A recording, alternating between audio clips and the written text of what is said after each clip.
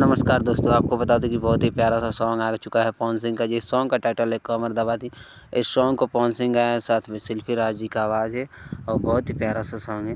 इस सॉन्ग को सुनने के लिए आप जा सकते हैं वायरल म्यूजिक चैनल पे, जो कि वायरल भोजपुरी का म्यूजिक चैनल है, उसी पे इस सॉन्ग को रिलीज़ किया गया है वीडियो सॉन्ग में। और इस सॉन्ग का जो वीडियो क्वालिटी है बहुत ही ज़बरदस्त है। नम्रता मल्ला के साथ में इस सॉन्ग का वीडियो आया है, आप जाके देखिए। और इस सॉन्ग को रोशन सिंह विश्वास जी ने लिखा है, बहुत ही प्यारा सा।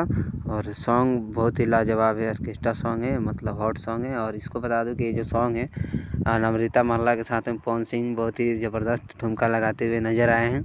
और वहीं बता दें कि इस सॉन्ग के जो म्यूजिक डायरेक्टर है वो सरगम आकाश है, उनका ही म्यूजिक है। और जो डायरेक्टर है इसका दीपांश सिंह नाम है उसका डायरेक्टर का। तो वो बहुत ही प्यारा सा लाजवाब सॉन्ग है। शिल्पी राज जी का आवाज़ है इसमें, पावर स्टार पवन सिंह के साथ में।